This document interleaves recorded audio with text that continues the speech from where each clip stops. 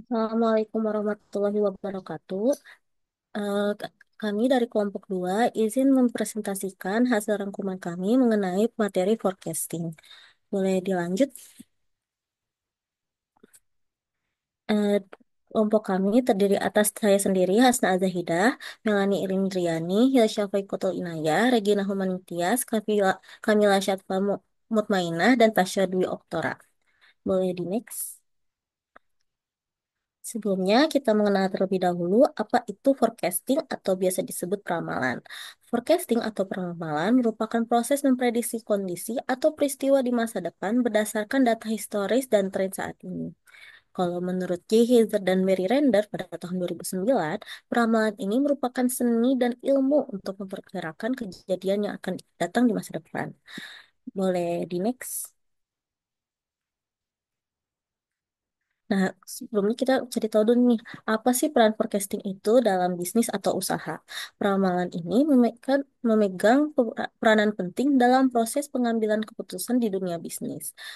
Perusahaan biasanya bergantung pada prediksinya yang akurat mengenai angka penjualan, tren pasar, dan hasil keuangan untuk memastikan keberhasilan mereka. Namun, dari seni peramalan ini dapat menjadi tantangan karena kompleksitas dan ketidakpastiannya. Ramalan dapat menghasilkan prediksi yang tidak akurat dan menyebabkan kesalahan yang merugikan, baik itu kerugian kecil ataupun kerugian besar. Nah, sebelumnya ada beberapa faktor mengapa ramalan ini tidak hanya mendatangkan manfaat, tetapi juga membawa keberhasilan. Yang pertama yaitu mengantisipasi tren pasar. Ramalan merupakan aset yang sangat berharga bagi bisnis untuk berusaha tetap kompetitif. Eh, untuk tetap kompetitif dengan menganalisis secara cermat tren yang muncul dan pergeseran pasar. Perusahaan dapat mempersiapkan diri terhadap risiko sekaligus memanfaatkan peluang. Dengan tetap mendapatkan informasi tentang profesi konsumen dan perkembangan industri, organisasi dapat lebih menyelaraskan penawaran mereka dengan permintaan pasar, memperkuat posisi dan keunggulan kompetitif mereka. Yang kedua, ada mengoptimalkan alokasi sumber daya. Peramalan yang akurat sangat penting dalam memaksimalkan alokasi sumber daya secara efisien. Dengan mengantisipasi permintaan dan pola penjualan di masa mendatang, perusahaan dapat mengoptimalkan jumlah staf, menyederhanakan proses produksi, mengurangi biaya inventaris, dan meningkatkan efisiensi operasional serta profitabilitasnya. Ramalan yang akurat juga memungkinkan organisasi atau perusahaan untuk membuat keputusan yang tepat terkait investasi modal dan alokasi sumber daya yang mengarah pada peningkatan hasil bisnisnya. Yang ketiga, ada mitigasi risiko. Ramalan ini memainkan peran penting dalam manajemen risiko dan perencanaan kontingensi dalam lingkungan bisnis yang tidak pasti. Dengan mengidentifikasi potensi ancaman dan kerentanan terhadap operasi bisnis dan stabilitas keuangannya. Dengan mengambil langkah-langkah seperti gangguan rantai pasokan, permintaan yang berfluktuasi, atau kemerosotan ekonomi, langkah-langkah mitigasi dapat diambil secara proaktif untuk melindungi operasi sekaligus menjaga keamanan finansial. Dan yang terakhir, meningkatkan pengambilan keputusan. Ramalan ini dapat membantu bisnis mengambil sebuah keputusan yang tepat di seluruh perusahaan di seluruh kegiatan mereka secara dengan percaya diri, mulai dari menetapkan target penjualan dan meluncurkan produk atau berekspansi ke pasar baru, hingga menetapkan sasaran penjualan dengan lebih presisi dan mengurangi ketidakpastiannya. Boleh di next? Nah, peramalan atau forecasting berdasarkan waktu itu dibagi menjadi tiga. Yang pertama short range forecast atau peramalan jangka pendek, medium range forecast atau ramalan jangka menengah atau sedang, dan long range forecast atau peramalan jangka panjang. Kalau short range forecast ini tentang waktunya kurang dari 3 bulan hingga 1 tahun. Kalau medium range forecast ini dari 3 bulan hingga 3 tahun. Kalau tentang waktu eh, long range forecast ini biasanya 3 tahun atau lebih. Ramalan jangka pendek ini Biasanya 1 tahun, namun umum digunakannya kurang dari 3 bulan. Biasanya digunakan untuk perencanaan pembelian, penjadwalan pekerjaan, peningkatan tenaga kerja, penugasan pekerjaan, dan peningkatan produksi. Kalau yang medium range forecast atau yang menengah, umumnya biasanya 3 tahun hingga 3 bulan, seperti yang sudah saya bilang tadi. Dan biasanya digunakan untuk perencanaan penjualan, perencanaan dan penganggaran produksi, penganggaran kas, dan analisis berbagai rencana operasi. Kalau yang jangka panjang biasanya digunakan untuk perencanaan produk baru, pembelanjaan modal, lokasi atau perluasan fasilitas, serta penelitian dan pengembangan perusahaan. Eh, yang membedakan dari tiga rentang waktu ini ada tiga faktor atau tiga fitur. Yang pertama, biasanya yang jangka menengah dan jangka panjang ini menangani masalahnya yang lebih komprehensif dan mendukung keputusan manajemen terkait perencanaan produk, pabrik serta prosesnya. Implementasinya biasanya digunakan untuk pengambilan keputusan fasilitas. Kalau yang dan kedua, peramalan jangka pendek ini bias kalau peramalan jangka pendek biasanya digunakan untuk metodologi yang berbeda kayak dari metodologi jangka panjang kayak teknik matematika seperti moving average, exponential smoothing, dan ekstrapolasi tren. Yang terakhir, kalau perakiraan jangka pendek ini cenderung biasanya lebih akurat daripada eh, peramalan jangka panjang. Faktor-faktor yang mempengaruhinya soalnya kan itu lumayan jauh ya. Jadi eh, perbedaan harinya itu kan kita nggak tahu ya kalau di masa kayak apa. Jadi semakin panjang forecastingnya atau peramalannya, semakin berkurang akuratnya ramalan tersebut. Boleh di next.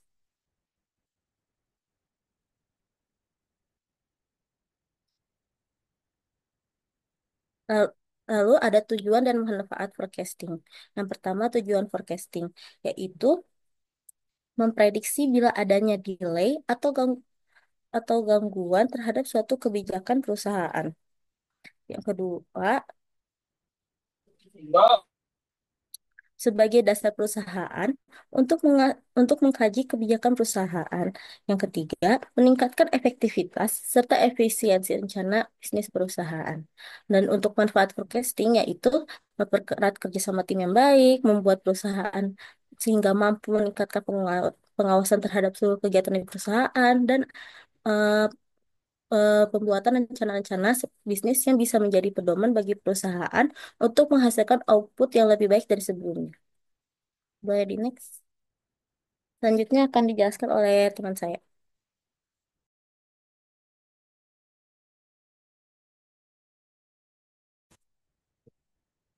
Oke, saya akan menjelaskan jenis-jenis forecasting. Jadi, secara umum, forecasting itu terbagi jadi dua jenis utama. Ada kualitatif dan kuantitatif. Nah, forecasting kualitatif ini dilakukan berdasarkan pendapat para ahli atau analisis deskriptif. Jadi, bukan berdasarkan angka. Dia lebih bersifat deskriptif dan subjektif. Forecasting kualitatif ini cocok dipakai kalau eh, data-datanya belum tersedia, produk atau pasar masih baru, terus banyak faktor eksternal yang nggak bisa diprediksi secara angka gitu. Cocok untuk tren-tren yang baru-baru juga. Nah, kalau untuk forecasting kuantitatif, ini justru kebalikannya. Dia mengandalkan angka, data historis, hitungan matematis, dan eh, analisis-analisis statistik yang lain. Ini dipakai kalau kita punya data penjualan yang cukup dari waktu ke waktu. Eh, Terus kita juga bisa pakai ini kalau ingin prediksi yang berdasarkan pola atau tren angka gitu. Boleh di next. Nah, ini kita bahas dulu metode-metode yang masuk di kategori kualitatif. Di sini ada 4. Eh, yang pertama itu ada Salesforce Composite. Metode ini eh, ngandelin prediksi dari tim penjualan. karena mereka berinteraksi langsung sama pelanggan-pelanggan. Mereka biasanya tahu kondisi pasar yang ada di lapangan gimana. Misalnya, bulan depan kayaknya permintaan naik karena banyak promo. Nah, itu info dari tim sales itu yang bisa dijadiin dasar forecasting. Terus eh, yang kedua ada eh, consumer market survey. Ini itu survei langsung ke konsumen. Jadi dia ngumpulin eh, data-data langsung dari konsumen. Misalnya nanya, eh, minat nggak beli produk ini dalam waktu dekat gitu. Jadi data dari konsumen ini bisa bantu prediksi permintaan pasar secara real time. Terus selanjutnya ada metode Delphi. Metode ini ngelibatin tiga kelompok, yaitu ada pembuat keputusan, staf pendukung, eh, sama responden yang biasanya itu para ahli. Nah, para ahli di sini diminta buat memberikan pendapat atau prediksi mereka secara tertutup. Terus nanti pendapat itu dikumpulin dan dirangkum. Habis itu dikirim balik lagi ke ahli-ahlinya buat dikoreksi atau ditanggapin gitu. Sampai akhirnya nanti ada kesepakatan. Nah, ini cocok buat metodenya tuh cocok buat topik-topik yang sensitif atau belum pasti. Selanjutnya, yang keempat ada Jury of Executive Opinion. Nah, di sini pendapat dari eh, sekelompok ahli atau manajer atau eksekutif senior itu dikumpulin. Nah, mereka biasanya eh, udah punya pengalaman dan wawasan yang luas, jadi bisa memprediksi kondisi pasar berdasarkan insting atau logika bisnisnya gitu. Biasanya metode ini cepat tapi lebih subjektif. Tuh, boleh di next. Nah, selanjutnya di metode kuantitatif, ada metode time series, ada causal model, sama metode simulasi. Kalau forecasting kualitatif lebih fokus eh, deskriptif ya. Kalau kuantitatif lebih fokus ke angka sama data-data. Jadi kalau time series ini nganalisis data berdasarkan urutan waktu.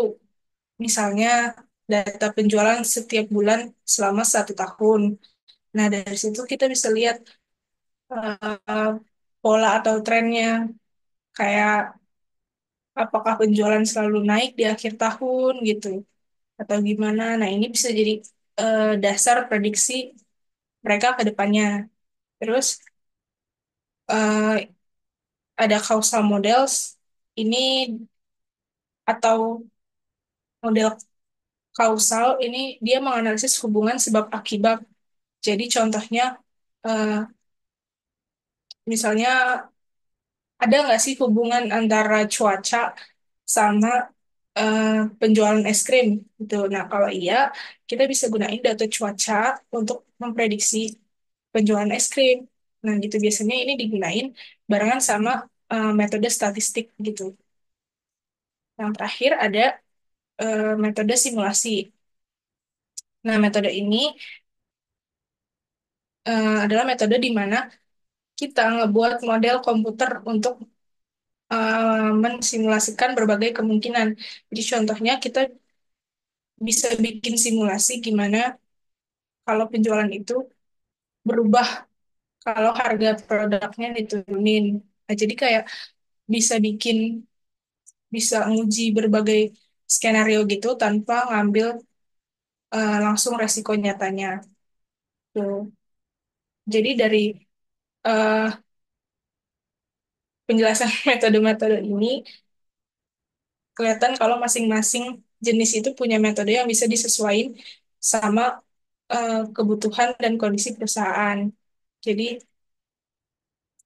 milih metode forecasting itu akan sangat mempengaruhi ketepatan prediksi dan efisiensi operasional. Nah, selanjutnya eh, pembahasan mengenai perhitungan metode kuantitatif ini, boleh di next akan dijelasin oleh teman saya.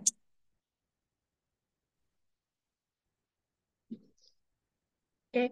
Nah, untuk metode item series ini kan dia untuk menganalisis data berdasarkan urutan waktu yang cocok untuk memprediksi tren masa depan berdasarkan pola dari data historis tersebut ya. Di sini untuk time series sendiri yang pertama itu ada moving average, yaitu metode peramalan yang menghitung rata-rata dari sejumlah data terbaru untuk menghaluskan fluktuasinya dalam data historis.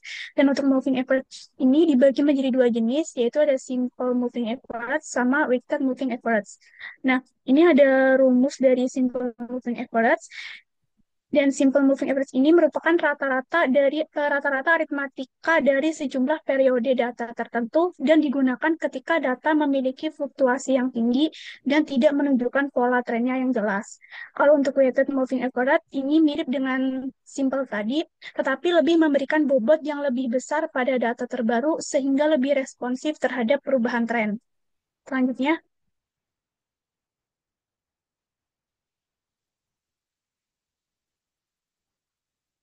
lalu untuk jenis kedua dari time series ini ada exponential smoothing. Metode ini memberikan bobot eksponensial terhadap data historis sehingga semakin lama datanya, semakin kecil juga pengaruh terhadap prediksinya. Nah, untuk eksponensial ini dibagi juga menjadi tiga. Ada single eksponensial, double eksponensial, dan juga triple eksponensial. Untuk single ini cocok untuk data tanpa tren atau musiman, di mana ST ini adalah nilai yang dihaluskan. Dan untuk XT ini adalah data aktual. Lalu untuk alfanya adalah faktor perataan, di mana 0 lebih kecil dari alfa dan juga lebih kecil dari 1. Lalu untuk double eksponensial digunakan ketika data menunjukkan tren dengan adanya penambahan komponen tren ke dalam perhitungan. Untuk triple eksponensial disebut juga sebagai metode Hall-Winters, yaitu menggunakan tiga komponen, ada level, tren, dan juga musiman untuk menangani pola yang kompleks. Nah, ini lalu untuk yang ketiga itu ada ARIMA, Auto-Regressive Integrated Moving Average. ARIMA ini adalah metode forecasting yang menggabungkan komponen auto-regressive, moving average, dan juga diferensiasi atau integrate untuk menangani data dengan tren atau stasioner. ARIMA sendiri ini cocok untuk data yang memiliki pola kompleks dan memerlukan analisis yang lebih mendalam. Nah, untuk autoregresif sendiri ini memodelkan nilai saat ini berdasarkan dengan nilai sebelumnya dalam deret waktu. Lalu untuk integrate itu melakukan diferensiasi data untuk membuat stasioner. Lalu untuk moving average ini menghaluskan data berdasarkan dari kesalahan peramalan sebelumnya. Selanjutnya,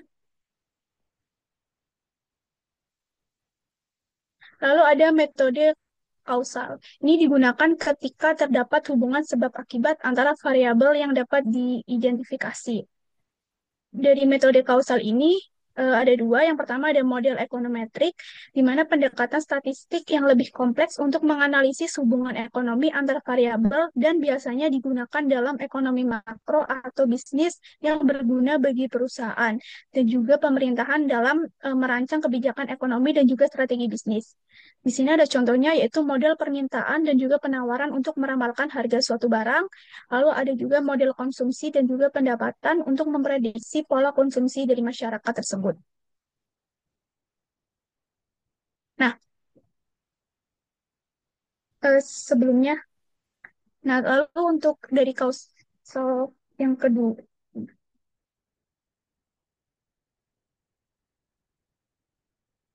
lalu untuk yang kedua itu dari metode kausal itu ada regresi linear, di mana teknik statistik yang digunakan untuk memodelkan hubungan antara variabel independen X dan juga variabel dependen Y, yang sering digunakan dalam peramalan bisnis seperti memprediksi penjualan berdasarkan faktor harga dan juga promosi. Lalu untuk regresi linear ini dibagi menjadi dua, itu ada regresi linear sederhana dan juga regresi linear berganda. Untuk sederhana, ini bentuk paling dasar dari regresi yang hanya melibatkan satu variabel independen X untuk memprediksi variabel dependen Y. Lalu untuk regresi linear berganda ini digunakan jika terdapat lebih dari satu variabel independen yang mempengaruhi variabel dependennya sendiri. Selanjutnya,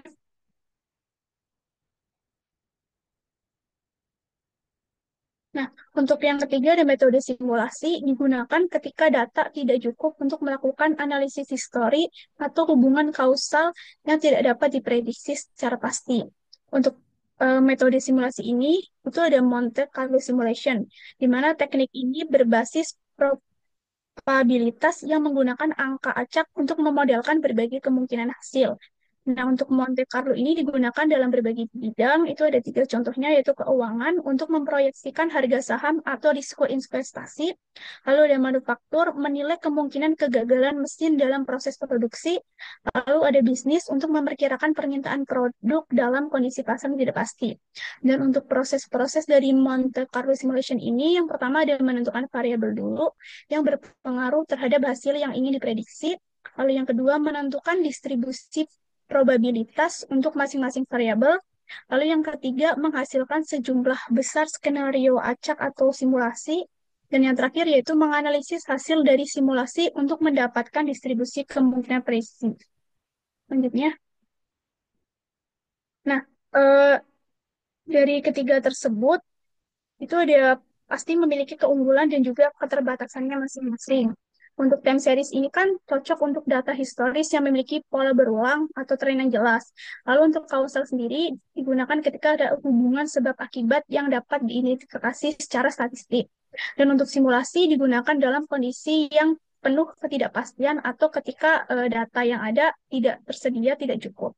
Dan untuk pemilihan metode close cutting sendiri ini tergantung pada tujuan analisis kita, karakteristik data, dan juga kebutuhan pengambilan keputusan. Untuk selanjutnya akan dijelaskan oleh teman saya. Baik, selanjutnya kita akan membahas kenapa sih evaluasi forecasting itu penting. Jadi dalam dunia bisnis dan manajemen, peramalan atau forecasting ini digunakan untuk memprediksi berbagai aspek seperti permintaan pasar, tren penjualan, kebutuhan inventaris, dan lain-lain. Namun, tidak semua peramalan hasilnya akurat, dan kesalahan dalam prediksi dapat berakibat pada keputusan yang kurang tepat. Contohnya seperti kelebihan stok atau bahkan kekurangan bahan baku. Oleh karena itu, evaluasi forecasting menjadi langkah yang krusial untuk memastikan keandalan atau ketepatan model yang digunakan. Di sini ada beberapa tujuan untuk evaluasi forecasting, yaitu yang pertama untuk mengukur akurasi peramalan, yang kedua mengidentifikasi pola kesalahan, yang ketiga meningkatkan efektivitas model, yang keempat mendukung pengambilan keputusan. Selanjutnya ada beberapa metode yang dapat digunakan untuk mengukur akurasi peramalan, termasuk mean absolute deviation atau MET, mean squared error atau MSE, dan mean absolute percentage error atau MAP. Nah, ketiga metode ini memiliki kelebihan dan kekurangan masing-masing dan dapat digunakan tergantung pada karakteristik data dan tujuan peramalan. Pada umumnya, semakin rendah nilai MET, MSE, dan MAP ini, maka semakin akurat nilai peramalannya. Baik, kita masuk ke metode yang pertama, yaitu mean absolute deviation atau disingkat menjadi MET. MET ini mengukur rata-rata kesalahan absolut antara nilai aktual dan nilai peramalan. Rumusnya yaitu sigma dari nilai absolut selisih antara A dan F dibagi dengan M, di mana A adalah nilai aktual, F adalah nilai yang diproyeksikan, dan N adalah jumlah pengukuran. Oh ya, di sini penyebutan F ini bisa menjadi nilai yang diproyeksikan, nilai yang diramal, atau nilai yang diprediksi, itu sama saja. Lanjut, di sini ada contoh perhitungannya dengan tiga pengukuran. Nilai aktual yang pertama di sini ada 10, yang kedua ada 20, yang ketiga 15. Nah, nilai yang diproyeksikan yang pertama ada 8, yang kedua 22, dan yang ketiga 16. Lalu kita kurangin aja A dengan F-nya sesuai dengan rumus. 10 dikurang 8 sama dengan 2, 20 dikurang 22 sama dengan 2, 15 dikurang 16 sama dengan 1. Kenapa nggak minus? Karena nilai absolut ya, jadi hasil dalam kurang selalu positif. Jadi di sini kita udah dapat masing-masing hasilnya, lalu kita jumlah totalnya menjadi 5, maka rata-rata jarak antara nilai aktual dan nilai yang diproyeksikan adalah 5 dibagi 3 sama dengan 1,67. Selanjutnya ada mean squared error atau MSE, yang mengukur rata-rata kuadrat kesalahan antara nilai aktual dan nilai peramalan. Rumusnya adalah sigma A dikurang F kuadrat dibagi N. Ini angkanya masih sama ya. Nilai aktual yang pertama 10, yang kedua 20, yang ketiga 15. Nilai yang diproyeksikan yang pertama ada 8, yang kedua 22, yang ketiga 16. Bedanya di perhitungan yang tadi kan nilainya absolut. Kalau ini kurung biasa, tapi ada kuadratnya. Jadi total eh, jumlah ini 9. Maka rata-rata kuadrat selisihnya antara nilai aktual dan nilai yang diproyeksikan adalah 9 dibagi 3 sama dengan 3. Selanjutnya, metode terakhir yang kita bahas yaitu mean absolute percentage error atau MAPE. Nah, MAPE ini mengukur rata-rata persentase kesalahan absolut antara nilai aktual dan juga nilai peramalan. Rumusnya yaitu sigma dari nilai absolut selisih antara A dan F dibagi A, lalu hasilnya dibagi N dan dikali 100%. Ini contoh perhitungannya lagi. Nah, angkanya masih sama, jadi hasil yang nilai absolut dikurang F itu sama kayak metode MET tadi ya. Kita langsung bagi lagi hasilnya dengan A atau nilai aktual lagi. Ini 2 dibagi 10 sama dengan 0,2, terus 2 dibagi 20 sama dengan 0,1, 1 dibagi 15 sama dengan 0,067. Maka rata-rata presentasi selisih antara nilai aktual dan nilai yang diproyeksikan adalah 5 dibagi 45 dikali 100% sama dengan 11,1%. Selanjutnya akan dijelaskan oleh rekan saya.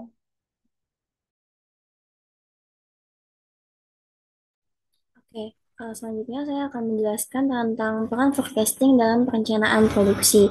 Jadi, forecasting ini membantu perusahaan memperkirakan berapa banyak produk yang harus diproduksi, kapan waktu produksi yang tepat, serta sumber daya apa saja yang dibutuhkan. Tanpa forecasting, produksi bisa tidak seimbang.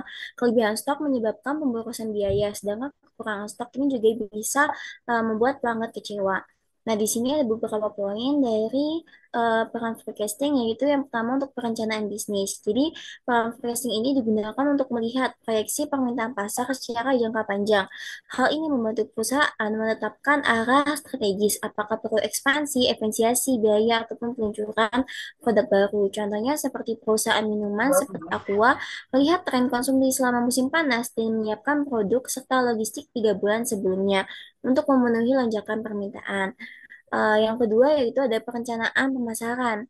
Nah, forecasting ini membantu menentukan berapa banyak produksi yang harus dipasarkan, area mana yang memiliki potensi pasar tinggi, serta kapan waktu promosi yang efektif. Contohnya seperti Wardah menggunakan data tren kecantikan dan penjualan masa lalu untuk memperkirakan produk apa saja yang diminati selama Lebaran dan mengatur kampanye promosinya. Nah, yang ketiga yaitu perencanaan sumber daya. Nah, forecasting ini membantu merencanakan jumlah tenaga kerja, penggunaan mesin, bahkan efisiensi bahan baku agar tetap terjaga. Nah, ini juga penting untuk menghindari biaya lembur berlebihan atau kapasitas produksi yang kurang optimal. Contohnya seperti Mayo, kayak menambah shift malam menjelang akhir tahun berdasarkan prediksi untuk meningkatkan penjualan permen dan biskuit saat Natal dan juga Tahun Baru. Boleh next? Nah, selanjutnya itu ada peran forecasting dalam supply chain. Nah, manajemen rantai pasokan mencakup seluruh proses dari bahan baku hingga barang sampai ke tangan konsumen. Nah, forecasting ini membantu rantai ini berjalan dengan lancar dan efisien, serta responsif terhadap perubahan pasar. Nah, fungsi yang pertama yaitu untuk pengelolaan persediaan. Jadi, forecasting ini memungkinkan perusahaan mengatur stok secara optimal. Terlalu banyak stok ini akan meningkatkan biaya penyimpanan dan risiko kadaluarsa makanan. Sedangkan terlalu sedikit juga akan menyebabkan kekosongan pasokan. Nah, contohnya yaitu Alfamart menggunakan sistem forecasting otomatis untuk menyesuaikan stok harian tiap cabangnya. Nah, yang kedua ada perencanaan distribusi. Nah, distribusi barang ini membutuhkan waktu dan biaya. Dengan forecasting, perusahaan bisa menentukan kapan dan kemana barang dikirim agar tepat waktu dan juga efisien. Contohnya seperti Shopee yang memanfaatkan data penjualan untuk memprediksi lonjakan pesanan di event-event besar seperti tanggal kembar lalu menyebarkan stok ke warehouse terdekat sebelum hari H. Nah, yang ketiga yaitu ada manajemen hubungan dengan pemasok. Jadi forecasting ini memberikan informasi penting kepada pemasok tentang kebutuhan masa depan. Ini menghindari keterlambatan dan memastikan rantai pasokan tetap stabil. Contohnya yaitu Nestle Indonesia yang rutin memberikan estimasi pembelian bahan baku kepada petani dan juga produsen agar pasokan susunya dan kopinya tidak terputus. Oke, boleh di next. Oke, sekarang yaitu peran forecasting dalam perencanaan keuangan. Jadi apa aja sih perannya? Nah, forecasting keuangan sangat penting untuk menjaga stabilitas perusahaan. Ini menjadi dasar dalam menyusun strategi jangka pendek maupun panjang, serta menghindari keputusan impulsif yang merugikan. Nah, yang pertama yaitu penyusunan anggaran. Nah, forecasting ini membantu menyusun anggaran yang realistis dan sesuai dengan prediksi pendapatan dan juga pengeluaran, bukan hanya perkiraan yang asal. Contohnya, Pertamina menyusun anggaran pembelian minyak mentah berdasarkan harga pasar dunia yang diramalkan melalui analisis tren dan juga geopolitik. Selanjutnya yaitu ada perencanaan investasi. Nah, forecasting ini mendukung keputusan apakah perusahaan akan membuka cabang baru, membeli mesin baru, ataupun masuk ke pasar baru. Nah, contohnya seperti Tokopedia yang memprediksi peningkatan trafik pengguna selama pandemi dan akhirnya berinvestasi besar-besaran dalam peningkatan infrastruktur teknologi. Nah, yang terakhir yaitu ada manajemen risiko. Dengan forecasting, perusahaan dapat mengidentifikasi risiko seperti inflasi, perubahan kurs, dan juga krisis ekonomi dan mengambil langkah pencegahan. Contohnya seperti BCA yang menggunakan forecasting untuk memperkirakan potensi penurunan daya beli akibat suku bunga tinggi dan menyesuaikan strategi kredit agar tetap aman. Jadi next. Nggak kasih nomor. Oke. Selanjutnya adalah penerapan forecasting. Yang pertama ada di industri otomotif. Nah, di industri otomotif ini, yang pertama adalah contohnya ada Toyota. Nah, Toyota ini kan merupakan perusahaan menggunakan forecasting untuk memprediksi jumlah kendaraan yang harus diproduksi setiap bulan berdasarkan tren penjualan, kondisi ekonomi, dan juga perubahan bahan bakar. Contohnya nih, Toyota ini kan memperhatikan data penjualan tahun-tahun sebelumnya dan juga tren permintaan kendaraan jenis SUV yang meningkat di Indonesia. Melalui data ini, Toyota merancang jadwal produksi agar unit SUV ini tersedia dalam jumlah yang cukup, khususnya menjelang musim mudik Lebaran. Nah, forecasting ini digunakan untuk mengatur jadwal kerja pabrik dan juga suplai suku cadang dari vendor lokal dan juga luar negeri agar produksi ini berjalan dengan lancar. Nah, yang kedua, dalam bidang e-commerce atau dalam logistik seperti Shopee. Nah, Shopee ini mengandalkan forecasting berbasis data atau data-driven forecasting untuk memprediksi lonjakan pesanan, terutama menjelang event besar seperti hari Bolnas Nasional seperti 11 Sidik 11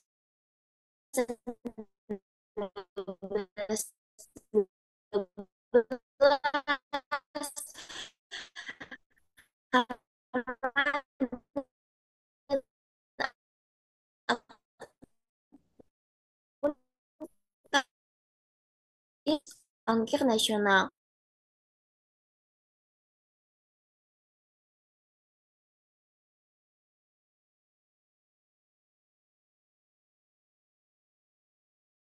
Likuiditas bank dan juga membuat kebijakan kredit yang adaptif terhadap kondisi ekonomi nasional dan juga global.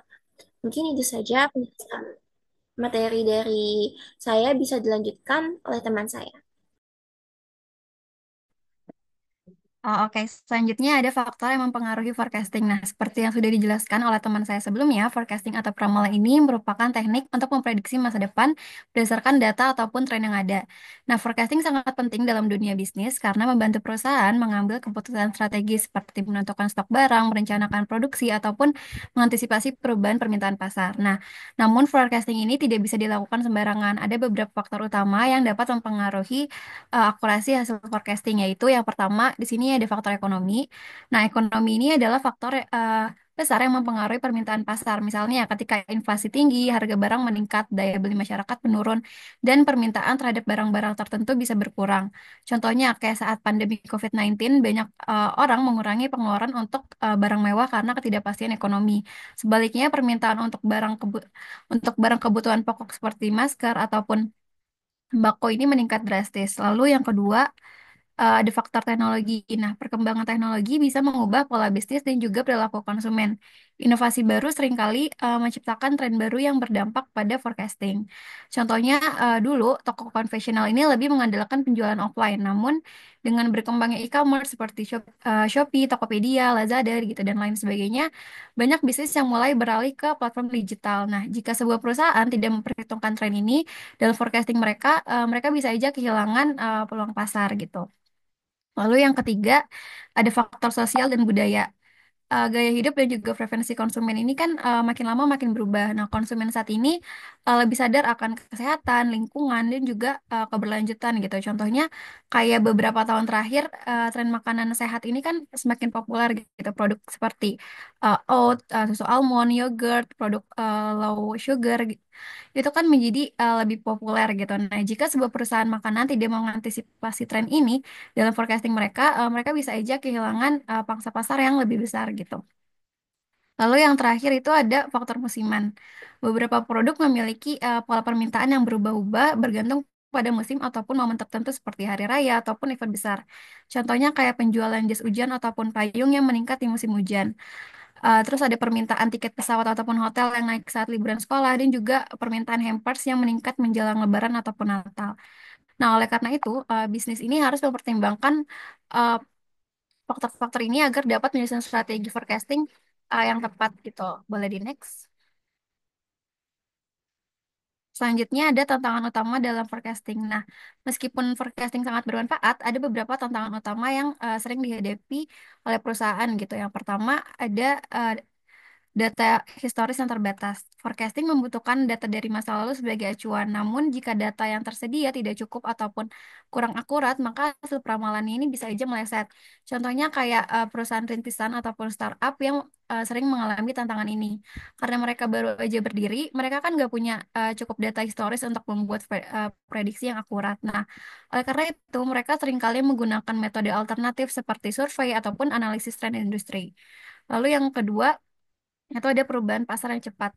Nah, di era digital, tren pasar ini kan berubah dengan sangat cepat. Kompetitor baru, inovasi teknologi, dan perubahan preferensi pelanggan ini bisa mengubah kondisi bisnis dalam waktu yang singkat. Contohnya itu ada kayak Nokia yang pernah menjadi pemimpin pasar ponsel, tapi karena tidak mengikuti tren smartphone, mereka akhirnya kalah saing gitu dengan Apple dan juga Samsung.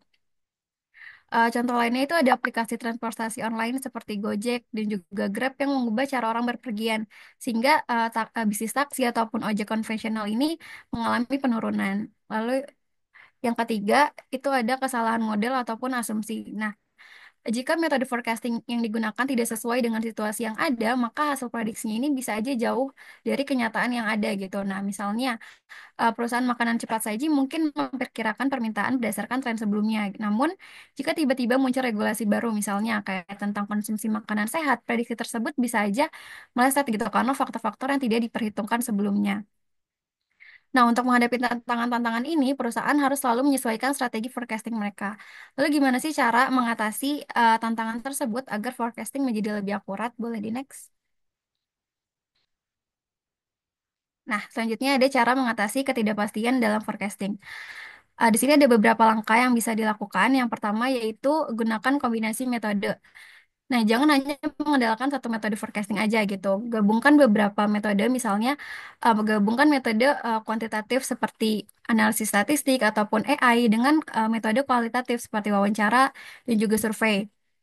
Contohnya saat kita meramalkan penjualan produk baru gitu, perusahaan bisa menggunakan data penjualan sebelumnya sebagai dasar analisis kuantitatif, namun mereka juga perlu melakukan survei pelanggan untuk memahami nih minat pasarnya itu seperti apa gitu, yang nggak bisa ditangkap dengan data angka aja gitu.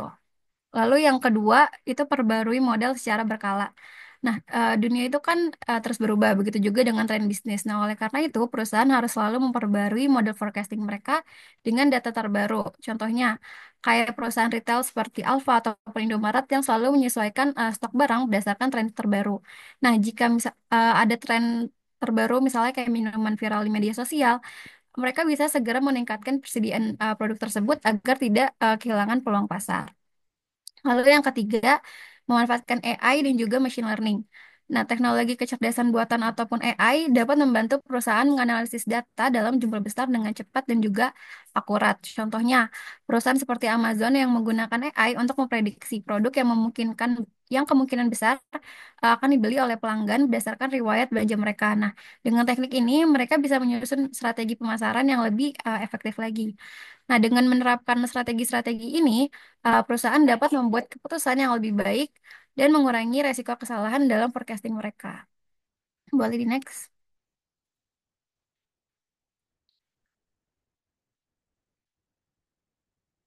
Oke. Sekian presentasi dari kami. Kurang lebihnya mohon maaf. Apabila ada pertanyaan dari teman-teman, boleh raise hand dengan menyebutkan nama dan juga pertanyaannya. Oke, 3 pertanyaan aja, boleh.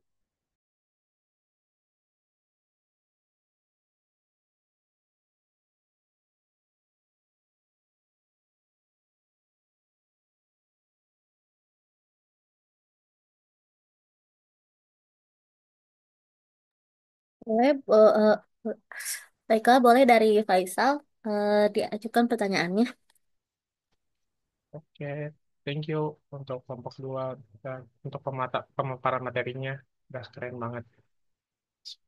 Pertanyaannya, tadi kan udah dijelasin ya, forecasting itu apa. Terus, apa sih yang terjadi kalau kita udah ngelakuin forecasting dalam perencanaan produksi dan perusahaan sudah menjalankan perencanaannya, tapi permintaan atau tren pasarnya berubah di masa depan atau nggak sesuai sama yang udah kita rencanain gitu. Terus kalau perencanaan yang sebelumnya udah nggak sesuai, apa ngelakuin forecasting ulang itu bisa gitu loh? Thank you. Apa sudah jelas pertanyaannya? Sudah jelas. Oke, makasih Faisal. Boleh selanjutnya dari Bintang.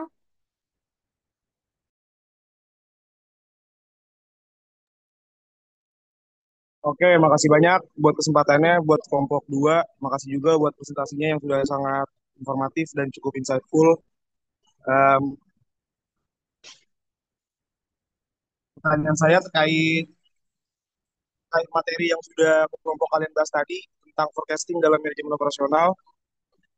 Pertanyaan saya adalah seperti apa sih kolaborasi antar departemen dalam perusahaan? Seperti yang sudah kita ketahui, tiga core penting dalam perusahaan yaitu pemasaran, produksi, dan keuangan yang akhirnya dapat berkontribusi terhadap efektivitas metode forecasting dan seberapa besar akurasi metode forecasting dalam pengambilan keputusan operasional perusahaan. Sekian pertanyaan dari saya. Terima kasih. Baik, terima kasih Bintang. Boleh untuk pertanyaan terakhir dari Jasmine. Oke, sebelumnya makasih buat kelompok 2 atas presentasinya mengenai forecasting. Itu sangat keren banget dan sangat membuka wawasan. Saya izin bertanya terkait, mungkin tadi kalian udah menjelaskan terkait forecasting di perusahaan gitu ya. Nah, dalam industri yang sangat dinamis seperti kayak e-commerce dan juga vintage, gimana sih perusahaan itu dapat memastikan bahwa hasil forecasting mereka itu tetap dapat diandalkan dalam jangka waktu yang panjang? Nah, terus apa sih risiko utama dalam penggunaan data historis sebagai dasar dari forecasting itu sendiri, terutama dalam industri yang mengalami perubahan teknologi yang begitu cepat seperti di era digital saat ini?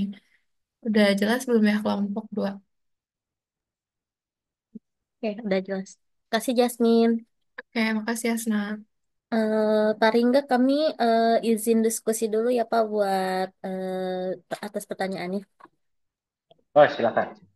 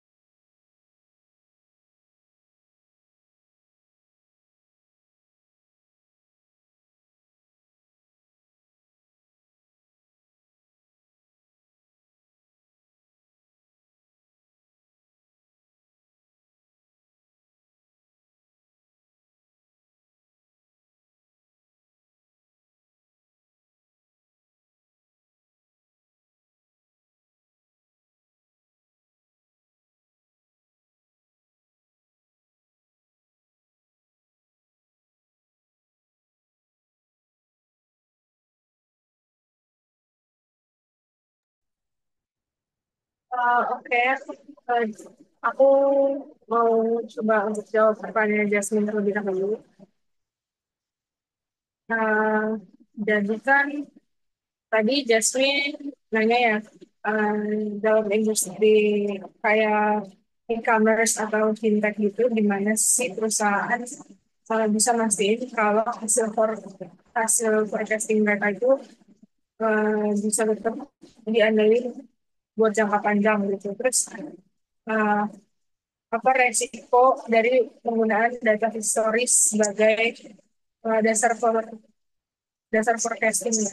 Jadi eh, menurut aku itu dalam industri yang cepat berubah kayak tadi e-commerce atau uh, fintech, perusahaan itu nggak bisa kalau cuma ngandelin data historis aja. Karena kondisi pasar itu bisa berubah nggak cuma dalam hitungan tahun, tapi bulan bahkan minggu. Nah, untuk menjaga agar forecasting mereka tetap relevan, perusahaan itu bisa update data secara berkala. Terus kalau bisa kombinasiin penggunaan metode kuantitatif sama kualitatif yang tadi. Terus juga gunain data-data secara real time. Sama yang paling penting, tetap bisa fleksibel, terus siap untuk revisi prediksi kalau ada perubahan yang besar. Itu jadi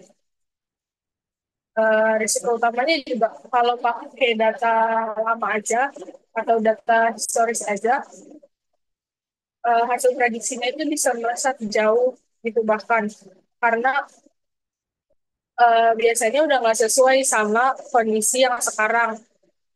Apalagi kan eh, teknologi cepat berubah gitu ya, banyak banget teknologi baru, terus ada regulasi baru, perubahan tren-tren konsumen juga itu cepet-cepet banget.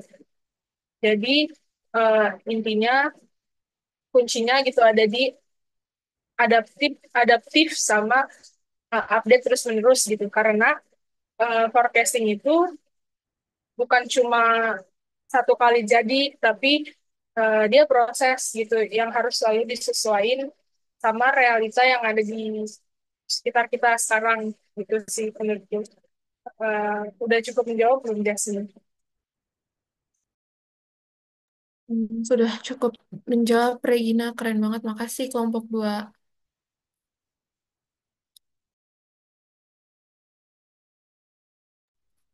Nah, sekarang saya izin menjawab pertanyaannya Faisal. Pertanyaannya, apa yang terjadi jika kita sudah melakukan forecasting dalam perencanaan produksi dan perusahaan sudah menjalankan perencanaannya, namun permintaan atau tren pasar ternyata berubah atau tidak sesuai dengan rencana. Lalu, apakah melakukan forecasting kembali merupakan langkah yang perlu dipertimbangkan? Nah, jawabannya yaitu, misalkan ketika perusahaan ini sudah melakukan forecasting dengan menjalankan rencana produksi, namun misalkan kondisi pasar tiba-tiba berubah, maka pada dasarnya perusahaan sedang mengalami dinamika yang menurut saya wajar. Karena kan perubahan tren ataupun ketidakpastian ekonomi, misalkan hari ini terjadi inflasi atau kurs rupiah turun, tiba-tiba besoknya naik, ataupun hingga pergeseran perilaku konsumen masyarakat Indonesia. Dan terkadang masyarakat kita sekarang itu kan di era digitalisasi banyak ada tren FOMO ya, jadi kayak ikut-ikutan tren yang ada ataupun kegiatan impulsif lainnya untuk penjualan. Nah, ini juga menurut saya wajar. Nah, apa sih yang terjadi jika misalkan forecasting yang kita lakukan atau perusahaan yang telah lakukan ini tidak sesuai dengan kondisi di masa yang akan datang? Nah, misalkan perusahaan ini, contohnya ya untuk perencanaan produksi, misalkan perusahaan ini telah merencanakan produksi barangnya. Nah, tiba-tiba di masa depan permintaannya itu lebih rendah daripada stok produksi yang telah direncanakan oleh perusahaan ini. Nah, maka perusahaan ini akan menghadapi overstock atau kelebihan persediaan. Nah, dari overstock ini akan menyebabkan seperti pertama, daya penyimpanan yang membengkak, yaitu Yang kedua adalah risiko kerusakan ataupun kadaluarsa yang meningkat. Dan yang ketiga yaitu arus kas perusahaan menjadi terganggu karena barang ini tidak segera berubah menjadi pendapatan. Setelah yang terakhir, mungkin perusahaan ini akan melakukan diskon besar-besaran untuk menghabiskan stok atau misalkan kita ketahui yaitu cuci gudang. Nah, sebaliknya, misalkan jika permintaan pasarnya lebih tinggi dari prediksi awal, maka perusahaan juga bisa mengalami understock. Misalkan, kayak peluang penjualannya juga hilang nih, hasilnya bisa meningkatkan penjualan lebih daripada yang diharapkan, jadi makin tipis. Terus konsumen juga terkadang kecewa nih, misalkan kenapa stok barangnya ini tidak ada, padahal lagi butuh-butuhnya atau lagi hype-hype-nya. Nah, yang terakhir itu reputasi perusahaan juga bisa berdampak ketika situasi ini juga terulang kembali. Nah, mengapa sih hal ini bisa terjadi? Mengapa perusahaan ini bisa terkadang salah menetapkan forecasting di masa depan? Nah, forecasting ini kan pada dasarnya kita mengandalkan data di masa lalu untuk memprediksi masa depan. Namun seperti yang kita ketahui, tidak semua faktor di masa depan ini dapat diproduksi secara presisi. Contohnya, misalkan adanya perubahan tren yang mendadak, itu kan tren-tren viral yang di media sosial, misalkan ada mie gochujang ataupun apa, itu kan nggak bisa diproduksi kapan tren itu meningkat. Terus yang kedua itu adalah kondisi ekonomi makro yang berubah drastis seperti inflasi, krisis, dan juga perubahan regulasi. Itu kan termasuk yang kita bahas sebelumnya yaitu faktor pesto atau yang salah satunya yaitu ekonomi ini kan nggak bisa dikendalikan oleh perusahaan atau di luar kendali perusahaan. Nah, yang ketiga yaitu gangguan eksternal seperti pandemi, bencana alam, ataupun konflik geopolitik yang mempengaruhi daya beli masyarakat dan logistik. Nah, selanjutnya, apakah perlu dilakukan forecasting ulang jika hal-hal tersebut misalkan sudah terjadi? Nah, menurut saya sangat perlu dilakukan, bahkan seharusnya begitu. Forecasting ini tidak boleh diperlakukan sebagai proses yang statis, ataupun cukup dilakukan satu kali saja. Dalam dunia bisnis yang bergerak cepat seperti sekarang, forecasting harus menjadi proses yang dinamis. Jadi, forecasting itu bukan cuma dilakukan sekali atau dua kali, tapi harus setiap saat perusahaan itu melakukan forecasting agar rencana yang dilakukan setiap saat ini harus sesuai dengan perubahan masa yang akan datang dan harus selalu diperbarui mungkin misalkan nih sesuai dengan perkembangan zaman, perkembangan teknologi yang ada, perubahan-perubahan tren masyarakat dan lain sebagainya. Nah, melakukan reforecasting ini adalah cara perusahaan untuk beradaptasi untuk dan memperbaiki strategi yang tepat dan menghindari kerugian yang lebih lanjut. Nah, alasannya kenapa forecasting ulang itu penting? Yang pertama karena kondisi pasar ini bersifat dinamis. Jadi pasar itu bukan suatu kondisi yang tepat. Misalkan eh, orang akan membeli Aqua terus menerus kan itu nggak mungkin kan mungkin ada brand-brand lain yang akan naik seperti Lime Mineral, Cleo dan lain sebagainya itu juga akan mengubah asumsi dan prediksi yang di masa depan. Yang kedua, review costing memberikan kesempatan untuk mengoreksi arah strategi produksi, pemasaran hingga keuangan, serta perusahaan dapat menyesuaikan nih kapasitas produksi, logistik, dan juga anggaran yang realitis terbaru. Nah, cara mengatasinya gimana sih? Misalkan nih, cara mengatasi agar kita enggak salah memprediksi di masa depan. Nah, ini tuh udah dijelaskan oleh teman saya di slide sebelumnya. Boleh di slide ke sebelumnya nggak? Satu slide aja. Itu udah dijelasin sebelumnya nih, cara mengatasi ketidakpastian dalam forecasting. Ada gunakan metode kombinasi. Jadi kayak kita tuh jangan berpatok pada suatu aturan aja. Misalkan kita berpatok pada lokasinya aja, kalau nggak harga produksinya enggak, kita juga harus berpatok pada misalkan selera konsumen yang berubah dan lain sebagainya. Jadi dengan metode kombinasi ini, misalkan nih harga yang ditetapkan ini mungkin udah nggak sesuai sama perubahan zaman, tapi kita juga harus, karena harga ini kita nggak bisa dipatokkan, kita masih bisa mengunggulkan produk kita di bagian misalkan nih kualitas produk dan juga misalkan selera konsumen yang masih sesuai dengan kualitas produk kita. Jadi masih ada alternatifnya lah. Nah, yang kedua adalah perbarui model secara berkala. Nah, ada model-model yang baru yang berkala. Nah, itu juga bisa diperbarui. Setelah agar kita nggak salah memprediksi lagi ataupun di masa depan itu berubah juga bisa memanfaatkan AI ini. AI ataupun machine learning untuk misalkan manusia kan nggak ada yang sempurna ya. Jadi mungkin ada alat-alat yang membantu atau tools-tools yang membantu bisa memprediksi ketepatan itu lebih tepat gitu. Atau forecasting yang kita lakukan itu lebih tepat sasaran dengan kondisi yang ada di masa depan. Mungkin untuk contoh implementasinya bisa dijelaskan oleh teman saya. Seperti apa perusahaannya melakukan reforecasting itu. Oke, saya izin masuk ya. Misalkan kita ambil contoh di perusahaan Gojek. Gojek ini kan awalnya itu sebuah perusahaan yang memberikan layanan transportasi. Namun ada kejadian yang tidak kita prediksi nih, yang tidak bisa diprediksi yaitu pada masa COVID-19.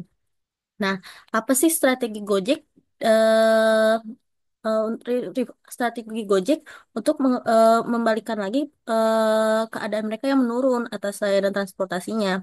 Mereka menggunakan strategi reforecasting yang misalkan pertama mereka mempercepat perkembangan dan promosi layanan yang selain transportasi seperti GoFood, GoSend, dan GoMet. Yang kedua, mereka merespons perubahan perilaku masyarakat yang lebih fokus pada kebutuhan pokok dan layanan pengantaran. Karena kita tahu kan pada saat pandemi COVID itu orang-orang disuruh social distancing, ada di rumah. Nah, Gojek eh,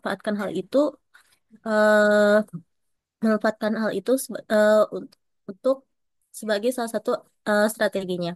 Yang terakhir, mereka juga kolaborasi dengan merchant UMKM sehingga hasil yang didapatkan itu GoFood dan GoSend menjadi salah satu tulang punggung pertumbuhan Gojek selama pandemi.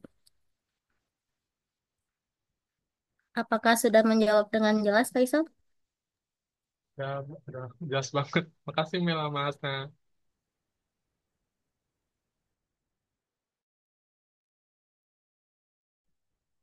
Selanjutnya, saya akan menjawab pertanyaan dari Bintang. Bintang tadi kan nanya ya, kayak apa sih kolaborasi antar departemen dalam perusahaan? Terus, seberapa besar akurasi metode cascading sendiri dalam pengambilan keputusan operasional perusahaan?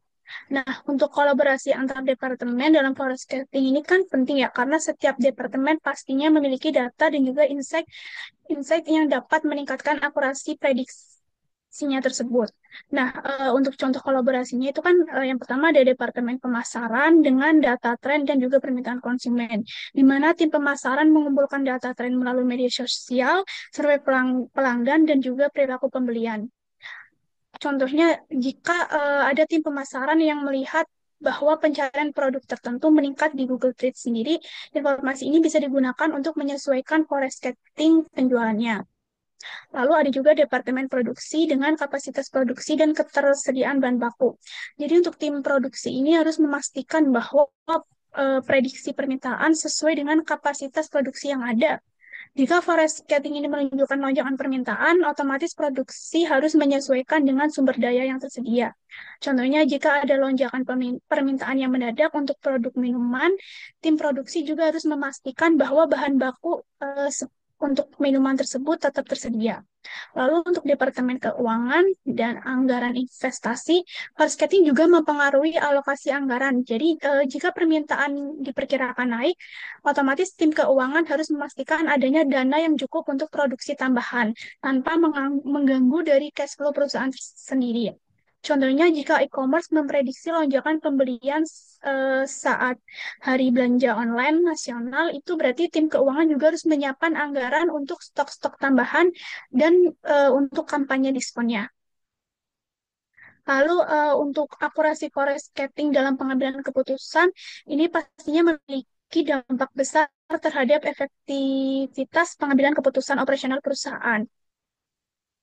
Karena untuk akurasi metode forecasting ini kan dapat bervariasi tergantung pada metode yang digunakan. Misalnya ada metode time series, regresi, dan juga lainnya. Berdasarkan dengan adanya kualitas data yang tersedia. Dan biasanya perusahaan sendiri menggunakan kombinasi beberapa metode forecasting untuk meningkatkan akurasi dan juga mengurangi adanya margin of error. Jadi untuk Metode cascading ini jika dilakukan dengan benar pasti bisa mencapai 8-90% akurasi terutama dengan adanya bantuan AI dan juga data yang real time. Lalu untuk akurasi ini kan bergantung pada faktor eksternal seperti perubahan tren yang mendadak, kondisi ekonomi, dan juga adanya regulasi baru. Jadi untuk forecasting bukan hanya untuk prediksi, tetapi juga harus menjadi alat strategis yang terus diperbarui agar perusahaan tersebut tetap relevan. Apa sudah menjawab, Bintang? Sudah sangat menjawab, Hilsya. Makasih buat jawabannya, Hilsya dan buat kelompok 2. Thank you. Oke, terima kasih kepada kelompok 2. Sangat sekali ya presentasinya. Oke, jadi saya juga mau bertanya satu pertanyaan aja. Satu pertanyaan simpel aja. Apa nih kesimpulan dari presentasi kelompok 2 sekarang nih? Apa nih insight yang kalian dapatkan apaan dari materi forecasting ini? Itu aja yang saya tanyain. Kan ini di materinya tadi kan belum disimpulkan kan? Jadi saya nanya dulu nih kesimpulannya apaan? Oke, silakan.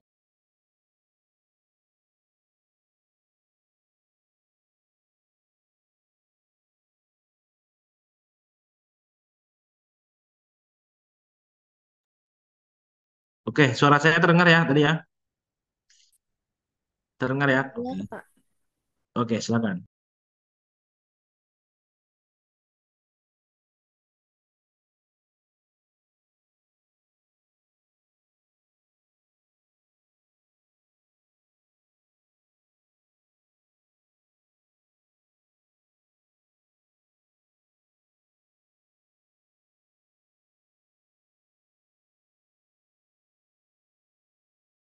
Mungkin saya akan membantu jawab ya Pak, kayak kesimpulan dari materi yang tadi kelompok kami presentasikan. Jadi menurut kami itu forecasting ini merupakan suatu alat bantu, bukan ramalan yang pasti. Jadi kayak bukan ramalan kayak kita ini dewa ataupun Tuhan gitu bisa meramalkan masa depan yang pasti gitu. Itu enggak, tapi forecasting ini merupakan alat bantu yang membantu perusahaan untuk memprediksi misalkan jadi peran-perannya kan ada yang disebutkan kan oleh kelompok kami, misalkan dalam proses produksi, supply chain, ataupun dalam proses perbankan dan keuangan perusahaan. Nah, ketika nih misalkan nih kenyataannya ataupun realitanya berubah, maka wajar jika rencana juga harus berubah.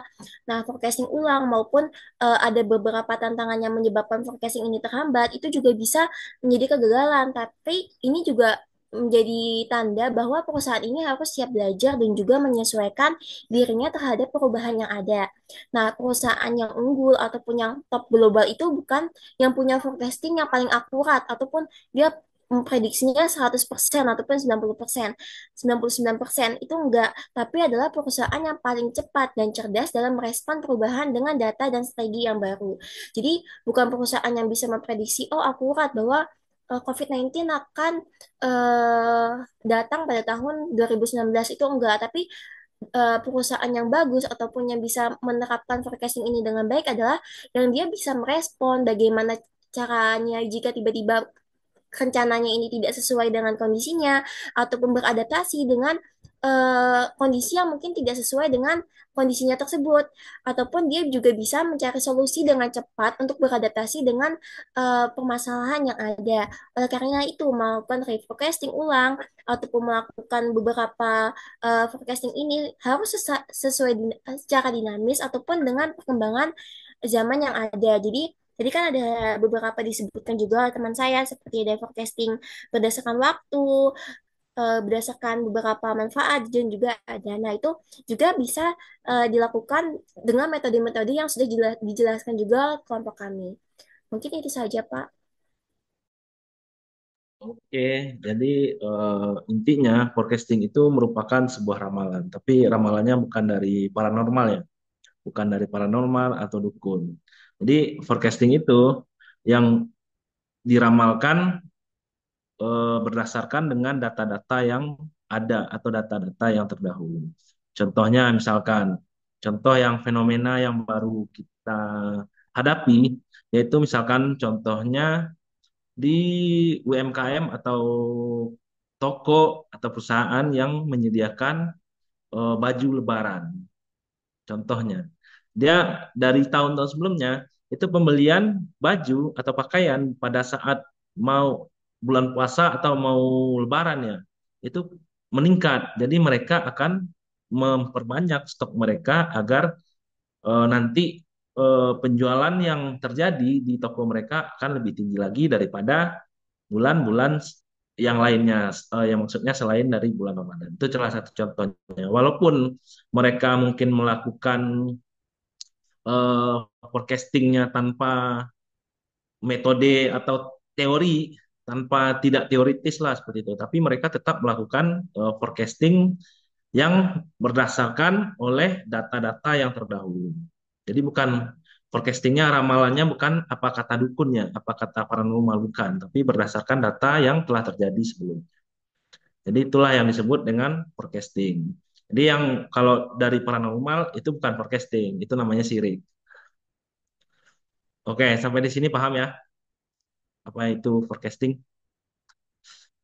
Jadi kalau misalkan karena hal tersebut lah forecasting yang dalam jangka waktu yang panjang itu bukanlah forecasting yang bagus.